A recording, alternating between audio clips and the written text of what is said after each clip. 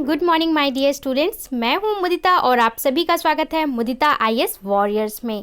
Class 10th की worksheet number 49 आज हम सॉल्व करेंगे। ये वर्कशीट 29 ऑफ अक्टूबर 2020 के लिए है। उससे पहले बच्चों की थोड़ी सी क्वेरी आ रही है कि इस वीक की वर्कशीट कैसे करनी है, क्या है, तो वो क्वेरी को मैं सॉल्व कर देती हूँ। देखिए, ये वीक ना आपको दशहरा की लीव्स दी गई हैं, ठीक है। केवल वर्कशीट नंबर 49 आपको दिया गया है न्यू वर्कशीट में। बाकी जो पुरानी वर्कशीट थी, लास्ट वीक की जो वर्कशीट आपने करी थी 46, 47, 48, उन्हीं को आपको रिपीट किया गया है। मतलब आपको उन्हीं वर्कशीट्स को रिवीजन करना है, ठीक है। कॉपी में तो आपने सॉल्व कर लिया होगा, उन्हें रिवीजन करना है, लर्न करना है।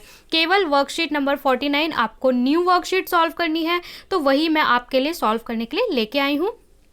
स्टार्ट कर सकते हैं। और भी कोई क्वेरी है तो वो आप कमेंट सेक्शन में पूछ सकते हैं। आज आपका न्यू चैप्टर स्टार्ट किया जा रहा है बायोलॉजी का, जिसका नाम है हेरिडिटी एंड इवोल्यूशन।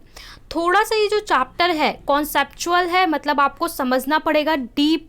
अगर आप केयरफुली समझेंगे तो आपको समझ में आ जाएगा, और ये थोड़ा अंडरस्टैंडिंग का चैप्टर है तो आपको ध्यान से पढ़ना पड़ेगा। हेरिडिटी एंड इवोल्यूशन आपने सुना भी होगा, डीएनए, क्रोमोसोम्स, तो इसमें हम यही सब चीज़ें डिस्कस करने वाले हैं। सबसे पहले समझते हैं हेरिडिटी एंड वेरिएशन होता क्या है, ठीक है। इस चैप्टर का जो आपका सिलेबस 2020 का है, उसमें आप देखेंगे तो उसमें हेरिडिटी वाला पार्ट है। इवोल्यूशन का कुछ पार्ट रिमूव कर दिया गया है सिलेबस 2020 के लिए, मतलब आपके बोर्ड एग्जामिनेशन के लिए कुछ पार्ट इस चैप्टर का रिमूव किया गया है, तो वो आप चेक कर लेना। चलिए शुरू करते हैं। Heredity, transmission of trait and characteristic from one generation to other or from parent to their offsprings। Heredity का मतलब होता है कि ट्रांसमिशन, जो फीचर्स हैं, जो करेक्टरिस्टिक्स हैं, वो सारा ट्रांसफ़र होना एक जनरेशन से दूसरे जनरेशन में या पेरेंट से ऑफस्प्रिंग्स में। ऑफस्प्रिंग्स मतलब जो उनके मतलब संतान उत्पन्न होंगी, उन्हें कहा जाता है। फॉर एग्जाम्पल मैं बोलूँ, ये जनरेशन ए है, ये जनरेशन बी है, और इसके बाद ये जनरेशन क्या है, सी। मतलब ए जनरेशन क्या है, आपके दादा दादी, नाना नानी। उसके बाद उनके करेक्टरिस्टिक आते हैं किस में, आपके पेरेंट्स में, ठीक है, मम्मी पापा, और उनके करेक्टरिस्टिक आते हैं सी यानी कि आप में। तो ये जो जनरेशन टू जनरेशन ट्रांसफ़र हो रहा है, कुछ फीचर्स होते हैं, आप देखते हैं कि जो पिछली पीढ़ी में भी थे वो आप में भी हैं। तो पेरेंट टू पेरेंट जो ट्रांसफ़र होते हैं, ठीक है, जनरेशन टू जनरेशन या पेरेंट से बच्चों में जो आते हैं, उसी को हम क्या बोलते हैं, हेरिडिटी। और ये हेरिडिटी ऐसा नहीं है कि एक ही बार एक ही जनरेशन में चलता है, ये हमेशा चलता ही रहता है। जैसे आपके कुछ फीचर्स और करेक्टरिस्टिक्स हैं, वो आपके बच्चों में आएंगे, फिर कुछ उनके बच्चों में आएंगे, तो इसी क्या कहलाता है, ये कहलाता है हेरिडिटी। इसके बाद बात कर लेते हैं वेरिएशंस की। वेरिएशन क्या होते हैं, the difference between the character और trait among the individual of same species are called variation. Same species में मतलब एक ही प्रजाति में जो गुण या जो करेक्टरिस्टिक डिफरेंट आता है, उसे हम क्या कहते हैं, वेरिएशन। वेरिएशन का एग्जांपल मैं देती हूँ। वेरिएशन देखिए, ये पर्सन ए है, ठीक है, ये पर्सन बी है, कुछ इसकी क्वालिटीज़ होंगी, कुछ इसकी क्वालिटीज़ होंगी। आपको थोड़ा सीनियर लेवल में समझना होगा, आप सीनियर स्टूडेंट्स हैं, बोर्ड एग्जामिनेशन के हैं, तो आपको साइंस में प्रैक्टिकल होकर थोड़ा सा सोचना पड़ेगा, ठीक है। देखिए, ये ए है, ये बी है। अगर इन दोनों की मैरिज होती है तो इनका जो बेबी आएगा, ठीक है, सी, इसका जो ये जो न्यू ऑफस्प्रिंग आएगा, इसमें कुछ करेक्टरिस्टिक होंगी जो ए की होंगी, कुछ करेक्टरिस्टिक होंगी जो बी की होंगी, लेकिन कुछ इसमें फीचर हो सकते हैं जो इन दोनों में नहीं होगा, जो डिफरेंट होगा, यूनिक होगा, वो क्या कहलाएगा, वेरिएशन कहलाएगा। जैसे कि आप सोच लीजिए, आपके अंदर कुछ ऐसा चीज़ हो सकती है जो बिल्कुल डिफरेंट हो, जो ना आपके मम्मी में हो, ना पापा में, ना दादा दादी में, ना नाना नानी में। तो ऐसे जो फीचर हैं जो अपनी स्पीशीज से थोड़ा डिफरेंट निकल के आते हैं, वो क्या कहलाते हैं, वेरिएशन। अब आप बोलेंगे वेरिएशन से क्या फ़ायदा है। देखिए, वेरिएशन जितना ज़्यादा होगा ना, वेरिएशन जितना ज़्यादा होगा उतना हमारी जनरेशन के लिए अच्छा है। क्यों अच्छा है वेरिएशन, क्योंकि वेरिएशन जितना ज़्यादा होता है, आपकी सर्वाइव करने की कैपेसिटी उतनी ज़्यादा बढ़ जाती है। और हमें क्या चाहिए कि अर्थ पे ज़्यादा से ज़्यादा वेरिएशन हो, ज़्यादा से ज़्यादा वैरायटी हो, तभी तो आप सर्वाइव कर पाएंगे। इसका एग्जाम्पल देते हैं कि जैसे आप जितने डिफरेंट पर्सन के साथ, जितना डिफरेंट पर्सनालिटी के बाद जो न्यू ऑफस्प्रिंग उत्पन्न होता है, न्यू बेबी उत्पन्न होता है, उसमें उतनी ज़्यादा वेरिएशन होती है। फॉर एग्जाम्पल, जैसे कि एक पर्सन है, ठीक है, वो है नॉर्थ इंडिया से, एक पर्सन है वो है साउथ इंडिया से, और इन दोनों की मैरिज होती है, इनका जो बेबी होगा उसमें बहुत ज़्यादा वेरिएशन होगा। क्यों? क्योंकि ये बिल्कुल डिफरेंट इनके अंदर फीचर्स हैं, और इनका जो बेबी होगा उसमें बहुत ज़्यादा वेरिएशन होंगे। इसीलिए कहते हैं कि थोड़ा डिस्टेंस, यानी अलग अलग फीचर वाले लोगों को से न्यू बेबी होना चाहिए, क्योंकि उससे ज़्यादा से ज़्यादा जो है वेरिएशन होंगी। तो ये हो गया, हमने क्या समझा, हेरिडिटी एंड वेरिएशन। हेरिडिटी का मतलब होता है जो फीचर्स ट्रांसमिट हो रहे हैं, और वेरिएशन का मतलब हो रहा है जो नए फीचर्स उत्पन्न हो रहे हैं, नए फीचर्स आ रहे हैं। तो इसीलिए कई बार कहा जाता है कि हमें सेम उसमें मैरिज नहीं होती, ठीक है। इसको हम धर्म से जोड़ते हैं कि सेम स्पीस में शादी नहीं होती, बहुत ज़्यादा क्लोज में नहीं होती। वो इसीलिए होता है, उसका साइंटिफिक रीज़न ये होता है कि अगर देखिए सब लोग आपस में ही शादी कर लेंगे, मतलब फैमिलीज़ में शादी कर लेंगे, तो क्या होगा, उनके जो वेरिएशन है, वेरिएशन आ ही नहीं पाएगी। जो फीचर आपके फैमिली में है वही फीचर अब बढ़ते जाएंगे, कुछ नए फीचर्स आएंगे ही नहीं। इसीलिए इसको धर्म से जोड़ के बोल दिया गया कि अलग अलग तरीके से शादी होनी चाहिए, ठीक है। एक्चुअली ये साइंटिफिक रीज़न है कि जितने डिफरेंट लोगों में शादी होगी उतना ज़्यादा वेरिएशन आएंगे। चलिए नेक्स्ट चीज़ देख लेते हैं। In eukaryotic cell, genetic material is present in the nucleus in chromosome। देखिए हमने प्रोकैरियोटिक, यूकैरियोटिक आपने बहुत पढ़ा होगा, 7th 8th से पढ़ते आते हैं कि सिंगल सेल ऑर्गेनेली और जो मल्टीपल सेल से बने होते हैं। तो यहाँ हम यूकैरियोटिक सेल्स की बात कर रहे हैं। Eukaryotic cell like animals and human beings. इसमें जो जेनेटिक मटेरियल होता है वो प्रेजेंट कहाँ पे होता है, क्रोमोजोम में होता है। थोड़ा सा आप सेल को रिकॉल करिए, जो हमारा सेल होता है उसके अंदर न्यूक्लियस होता है, उसके अंदर यहाँ पे एक लिक्विड भरा होता है। इस न्यूक्लियर के अंदर एक जेनेटिक मटेरियल होता है जिसे हम क्या बोलते हैं, क्रोमोजोम्स बोलते हैं। और क्रोमोजोम्स हमेशा पेयर में प्रेजेंट होते हैं। हमने ये भी पढ़ा था, ये आप देख सकते, ये सेल है, ये क्रोमोजोम है। क्रोमोजोम न्यूक्लियस के अंदर होता है, ठीक है। क्रोमोजोम इस तरीके से पेयर में होता है, और क्रोमोजोम के अंदर आपका क्या है, ये क्रोमोजोम डीएनए, और डीएनए में क्या होती है, कोडिंग होती है, ठीक है। जैसे आप 0 1 ऐसे कोडिंग, वैसी कोडिंग होती है, वो होता है जीन, जो ये बताता है कि आप कैसे करेक्टरिस्टिक होंगे। करेक्टरिस्टिक का मतलब कि आप देखिए अर्थ पे इतने सारे लोग हैं, ठीक है, इतने सारे आप अपने आसपास देखिए, आपके मोहल्ले में इतने सारे लोग होंगे, लेकिन सबकी शक्लें अलग हैं, सबके बाल, हेयर स्टाइल, सब कुछ अलग होता है। कैसे, न्यू बेबी होते हैं उनका भी सारे फीचर अलग होते हैं। क्यों? जीन कोडिंग की वजह से। ये जो जीन होता है इसमें अगर एक कोडिंग भी डिफरेंट होती है उसकी वजह से फीचर्स चेंज हो जाते हैं। तो इसके बारे में हम पहले समझेंगे। पहले समझ लेते हैं क्रोमोजोम्स क्या होता है। क्रोमोजोम क्या होता है, न्यूक्लियस के अंदर हमारा जेनेटिक मटेरियल होता है, उसी को हम कहते हैं chromosome. Chromosome are thread like structure which carry genetic information from one generation to another. जो आपकी जेनेटिक इन्फॉर्मेशन होती है कि आपके क्या फीचर्स होंगे, आपके पेरेंट के क्या फीचर आप में ट्रांसमिट हो रहे हैं, वो किसकी वजह से होते हैं, क्रोमोजोम की वजह से ही होते हैं। यानी क्रोमोजोम ऐसा चीज़ है जो इन्फॉर्मेशन को कैरी करता है पेरेंट टू न्यू ऑफस्प्रिंग्स, ठीक है, पीढ़ी से, एक पीढ़ी से दूसरी पीढ़ी में। Chromosome are made up of DNA and protein. अब ये क्रोमोजोम बना किससे होता है, तो ये हमारा जो क्रोमोजोम है ये बना होता है डीएनए से। डीएनए हमने पढ़ा था, डीएनए का फुल फॉर्म आपको याद होगा, डीऑक्सी राइबो न्यूक्लिक एसिड। और proteins, different type of protein और डीएनए से मिलकर बना होता है ये हमारा chromosome. They play a vital role in cell division, heredity, variation, mitosis, repair and regeneration. तो अगर हम बात करें कि ये जो क्रोमोजोम है इस क्या फंक्शन परफॉर्म करता है, तो सारे फंक्शन यही परफॉर्म करता है। They play a vital role cell division, यानी जब सेल डिवीज़न होता है, हमने पढ़ा था सेल डिवीज़न, ठीक है, सेल डिवीज़न होता है, न्यू सेल बनते हैं, गैमेट्स फॉर्मेशन, ये सब क्रोमोजोम की वजह से ही होता है। हेरिडिटी यानी फीचर्स पेरेंट टू जनरेशन में, न्यू जनरेशन में ट्रांसमिट, ये भी क्रोमोजोम की वजह से होता है। वेरिएशन एडिशन, जो नए फीचर आपके अंदर आते हैं वो भी क्रोमोसोम की वजह से होता है, ठीक है। और रिपेयर एंड रीजनरेशन, इसके अलावा सेल का रीजनरेशन, रिपेयर, ये सब भी क्रोमोसोम की वजह से ही संभव होता है। इसके बाद अब ये बना हुआ है डीएनए से, तो डीएनए को समझते हैं। DNA that mean deoxyribonucleic acid is the heredity material in humans and almost all other organism. यानी हमारा जो हेरिडिटी मटेरियल है, यानी जो ये बता रहा है कि फीचर्स ट्रांसमिट होंगे पेरेंट टू जनरेशन, वो सब कुछ डिसाइड करता है डीएनए पे। और डीएनए चाहे ह्यूमन की बात करें या जितने भी ऑर्गेनिजम्स की बात करें, सब बने हुए हैं डीएनए से ही, ठीक है। यानी सबका जो कैरेक्टरिस्टिक मटेरियल है, जहाँ से आप पता लगा सकते हैं इसके फीचर्स को, वो क्या है, डीएनए है। Heredity material all organism, nearly every cell in a person body has the same DNA.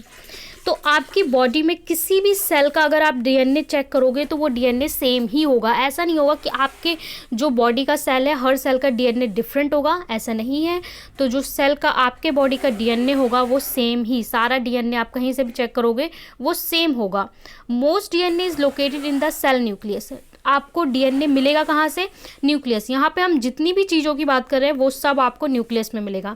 ये आपका सेल होता है, सेंटर में इसके न्यूक्लियस होता है, और न्यूक्लियस के अंदर ही आपकी जितनी भी जेनेटिक इन्फॉर्मेशन है वो न्यूक्लियस के अंदर ही होती है। न्यूक्लियस के अंदर आपके एक लिक्विड फिल होता है जिसे हम न्यूक्लियस एसिड कहते हैं।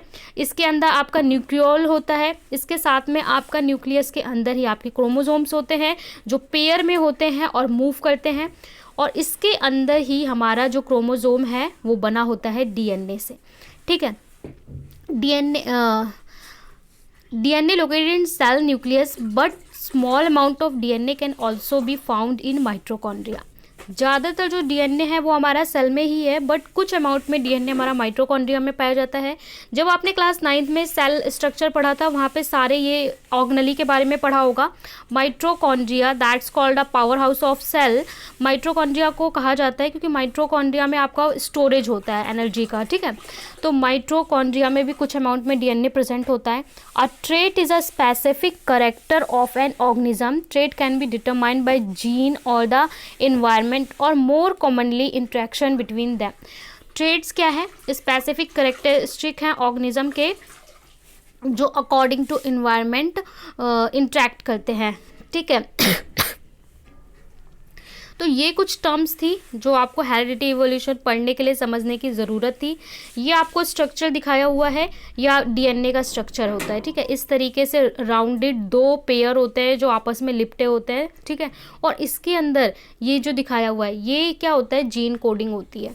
इस जीन कोडिंग की वजह से ये डिसाइड होता है कि पर्सन की आँखें कैसी होंगी, नाक कैसी होगी, बाल कैसे होंगे, स्किन कैसा होगा, हाइट कैसी होगी, ये सब कुछ डिसाइड करता है इस डीएनए कोडिंग की वजह से। और आज साइंस में इतना ज़्यादा एडवांसमेंट हो चुका है कि ये जो जीन कोडिंग है यहाँ पे भी चेंजेस किए जाते हैं और इसकी वजह से कई फीचर्स बदले जा सकते हैं।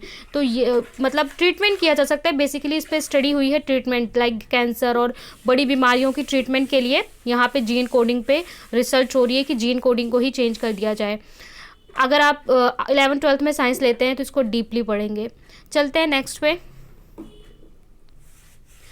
Accumulation variation during reproduction। Accumulation of variation during reproduction, यानी रिप्रोडक्शन के टाइम पे, प्रजनन के टाइम पे क्या होता है जिसकी वजह से वेरिएशन आता है, ठीक है। आपको पता है हम रिप्रोडक्शन की बात करेंगे तो दो रिप्रोडक्शन, सेक्सुअल और असेक्सुअल रिप्रोडक्शन की बात करेंगे, ठीक है। सेक्सुअल में जो वेरिएशन है वो ज़्यादा आते हैं in comparison to asexual reproduction. तो inheritance from the previous generation provide both a common basic body design and subtle change in it for the next generation. तो क्या होता है, सबसे पहले तो रिप्रोडक्शन से क्या होता है, सबसे पहले तो जो न्यू ऑफस्प्रिंग्स आएगा उसमें जो बेसिक बॉडी डिज़ाइन है, स्ट्रक्चर है, वो सेम रहेगा नेक्स्ट जनरेशन में।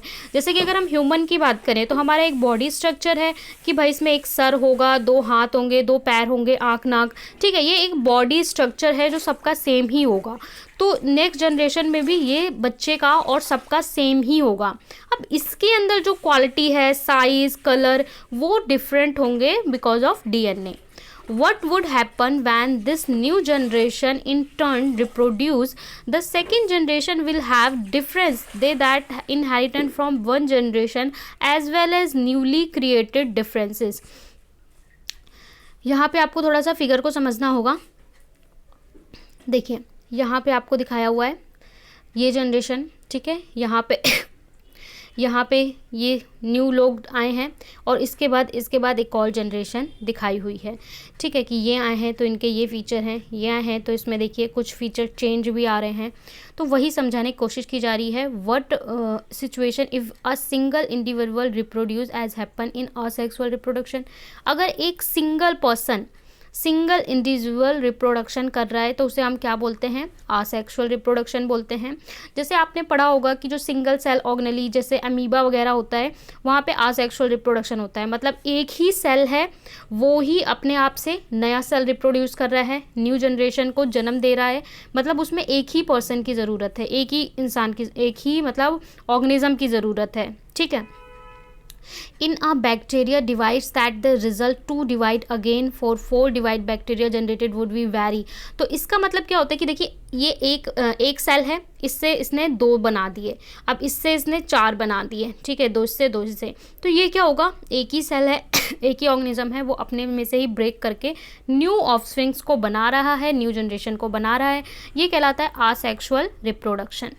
There would be only very minor difference between them generated due to the small occurrence in DNA copying. तो इसमें क्या होता है कि जो न्यू जनरेशन आती है उसमें सारे feature as it is same होते हैं, बहुत कम ही डिफरेंस आता है because of small in occurrence in DNA copying. DNA copy होने में बहुत ज़्यादा स्मॉल डिफरेंस आता है.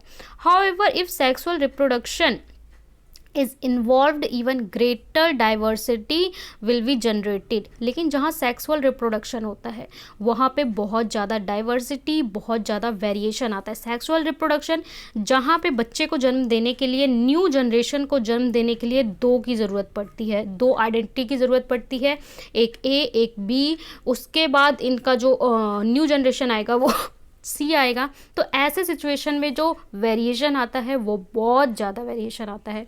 Do all these variation in a species have equal chance of surviving in the environment in which they find themselves.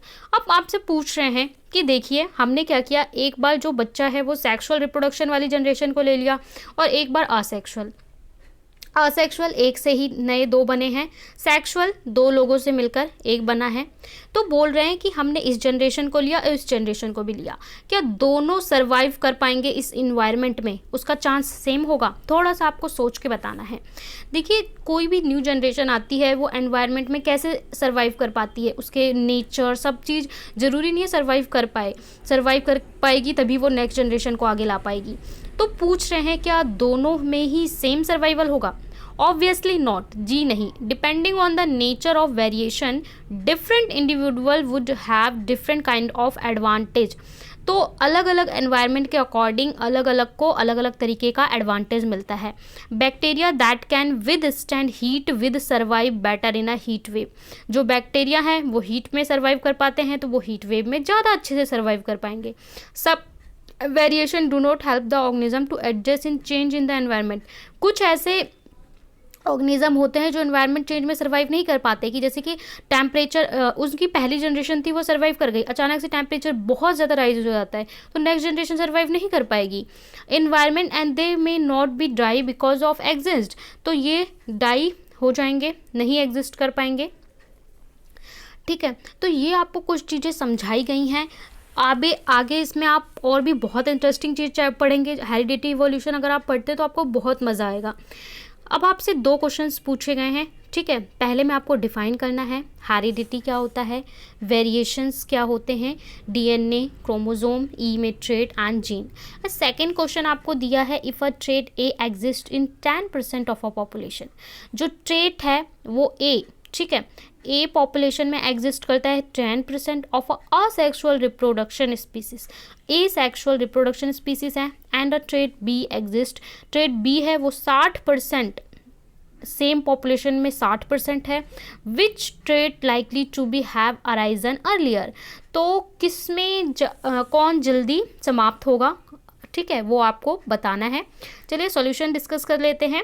इस chapter को आपको ज़रूर रीड करना है, बहुत इंटरेस्टिंग है और आपसे जो क्वेश्चन पूछे जाएंगे वो इसमें इस तरीके एक्सपेरिमेंटल क्वेश्चन ही पूछे जाते हैं एग्जाम में।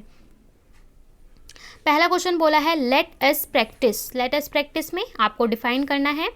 ए है हेरिडिटी, तो हेरिडिटी की आपको डेफिनेशन लिखनी है। The transmission of characters from parent to their offsprings is known as heredity. The study of heredity variation is known as genetics. तो बेटा देखिए, हेरिडिटी की आपको डेफिनेशन लिखनी है, तो आपको वही लिखना है कि जो character parent to offsprings, offsprings में मैंने बताया जो न्यू जनरेशन आती है उसे कहते हैं, उसे हम हेरिडिटी कहते हैं। और जो ये हेरिडिटी की स्टडी होती है ना, मतलब हेरिडिटी को स्टडी करना, पढ़ाई करना, इसको हम क्या बोलते हैं? जेनेटिक्स। ठीक है। नंबर बी में आपको बोला है वेरिएशन। तो variation is the change in characters और trait of a individual which has not exist in their parents. Variation का मतलब होता है वो कैरेक्टर, वो ट्रेट जो उनके पेरेंट में एग्जिस्ट नहीं करते थे पर न्यू जनरेशन में आते हैं, वो कहलाते हैं वेरिएशन। और वेरिएशन जितना ज़्यादा होगा उतना हमारी जनरेशन के लिए अच्छा होगा, इस बात को ध्यान रखें। नंबर सी में आपको डिफाइन करने का बोला है डीएनए। तो डीएनए इज डीऑक्सीराइबोन्यूक्लिक एसिड, ये आप सबको पता है। एक बार आप कमेंट बॉक्स में लिख भी दें डीएनए का फुल फॉर्म, क्योंकि आप जितनी बार लिखते हैं आपको रिवाइज होता है। DNA is hereditary material in humans and almost of all other organisms. DNA क्या है? हेरिडिटरी मटेरियल है ह्यूमन में और सभी ऑर्गेनिजम्स में। It transmit the heredity in a coded language from parent to offsprings. इसमें जो इन्फॉर्मेशन होती है वो कैसे होती है? कोडेड लैंग्वेज में होती है। ठीक है, तो ये हो गया डीएनए। डी में बोला था आपको क्रोमोसोम डिफाइन करने को। तो a chromosome is a DNA molecule that consist of a part और all the genetic material of an organism. Chromosome DNA का ही पार्ट होता है जो पेयर में प्रेजेंट होता है। The chromosome is present in the nucleus of each cell. हर सेल के न्यूक्लियस में प्रेजेंट होता है। It is packed in a thread like structure, और ये पैक्ड होता है as a thread like structure, धागे की तरह। ई में आपसे पूछा था heredity. Heredity is a process in which organism acquire characteristic from their parents. These characteristics are called traits. तो ट्रेट्स आपको बताना है। तो हेरिडिटी वो प्रोसेस है जिससे जो कैरेक्टर्स हैं वो ट्रांसमिट होते हैं, और उन्हीं कैरेक्टर्स को जो पेरेंट से बच्चे में आए हैं, जैसे देखिए पेरेंट की हाइट क्या है? टॉल है, वो कैरेक्टर बच्चे में आ गया कि बच्चा भी हाइट में क्या है? टॉल है, तो इसको हम क्या बोलते हैं? ट्रेट। ठीक है, इतना आप समझ गए। नेक्स्ट में आपसे बोला है जीन। आपको जीन डिफाइन करना है। A gene is small portion of DNA. Gene जो है डीएनए का स्मॉल पोर्शन होता है, इस तरीके से डीएनए होता है। इसमें यहाँ पे जो आप ये लाइंस देखते हैं ये जीन होते हैं। ठीक है, पर्टिकुलर पॉलीपेप्टाइड और अ प्रोटीन, और ये बने किससे होते हैं? पॉलीपेप्टाइड, 1 मार्क क्वेश्चन में पूछा जा सकता है, और प्रोटीन से। In other words it is the functional unit of DNA. DNA की फंक्शनल यूनिट है gene. It is also responsible for the transmission of heredity character from parent to offsprings. तो ये डीएनए कोडिंग से ही decide होता है। जो features होते हैं ना कि आंखें नीली हैं, भूरी हैं, ये सारा जीन की वजह से ही होता है।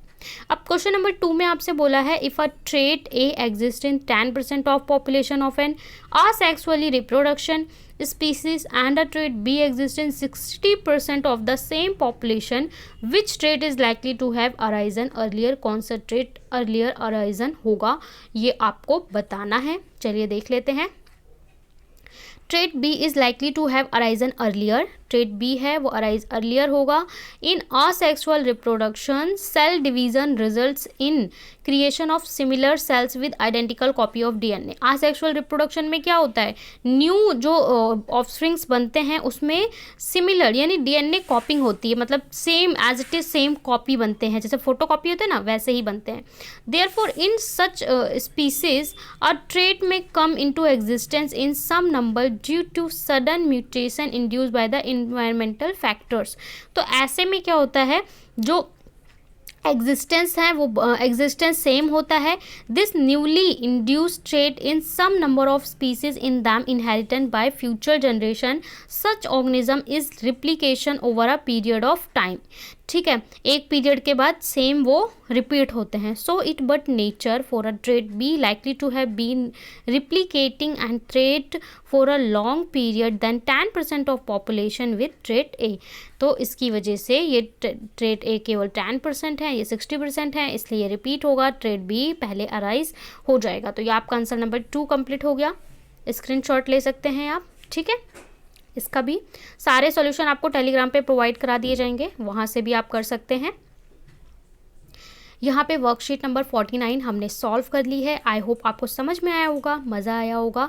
आपका दशहरा कोविड-19 में कैसा रहा उस पे आपको एक शॉर्ट नोट लिखना है, ये आपका होमवर्क है, क्योंकि इसी तरीके के टॉपिक आपसे एग्जाम में पूछे जाएंगे। ऐसे ही टॉपिक पे लेटर राइटिंग, ऐसे ही टॉपिक पे शॉर्ट नोट। तो आपको एक शॉर्ट नोट लिखना है 40 to 50 वर्ड्स में। My Dussehra in covid, my Dussehra इन कोविड-19 क्या क्या चेंजेस इस बार थे वो आपको मेंशन करना है। कोई डाउट हो, क्वेरी हो तो कमेंट सेक्शन में पूछना है। मिलते हैं नेक्स्ट वर्कशीट में। मंडे से आपकी सारी वर्कशीट नई तरीके से आ जाएंगी जैसे आती हैं। तब तक के लिए आपको वीडियो को लाइक, शेयर और सब्सक्राइब चैनल को ज़रूर करना है।